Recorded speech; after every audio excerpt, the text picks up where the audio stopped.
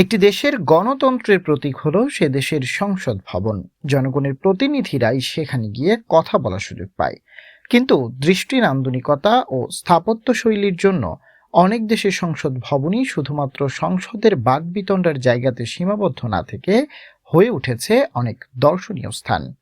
চলুন দেখে নেই এমনই 5টি দৃষ্টিনন্দন সংসদ ভবন। Parliament building, Budapest. দানিউব নদীর তীরে অবস্থিত হাঙ্গেরির পার্লামেন্ট ভবনটি। এটি তৈরি করতে ব্যবহার করা হয়েছে 4 কোটি ইট, 5 লক্ষ রত্ন এবং 3,431 ভরি স্বর্ণ। কাজেই বুঝতেই পারছেন কি পরিমাণ শৌখিন হলে এমন কাজ করা সম্ভব। Palace of Westminster, London.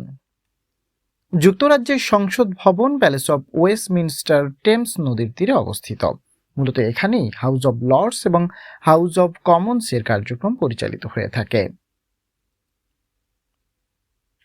জাতীয় সংসদ ভবন, ঢাকা। বিংশ শতাব্দীর সেরা আর্কিটেক্টদের একজন লুই কানের ডিজাইনে তৈরি হয়েছে বাংলাদেশের সংসদ ভবনটি। এই ভবনটিকে আধুনিক স্থাপত্যের সর্বোৎকৃষ্ট উদাহরণ হিসেবেও দেখা হয়। 200 একরের উপর নির্মিত ভবনটি তৈরি করতে খরচ হয়েছিল $3.2 কোটি। Beehive, Wellington.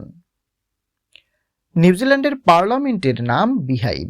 বিহাইভের অর্থ হলো মৌচাক।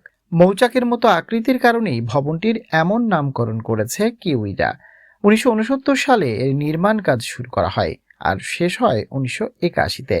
ভবনটির উচ্চতা 236 ফুট। রাইখস্টাগ, বার্লিন। জার্মানির পার্লামেন্টের নাম বুন্দেসটাগ আর পার্লামেন্ট বিল্ডিংকে বলা হয় রাইখস্টাগ। 1894 সালে এই ভবনের নির্মাণ কাজ শুরু করা হয়। যুদ্ধ, হানাহানি আর ধ্বংসের ইতিহাস পেরিয়ে দুই জার্মানির একত্রিত হওয়ার পর এখানে দ্বিতীয় দফায় সংসদের কার্যক্রম শুরু হয়েছিল।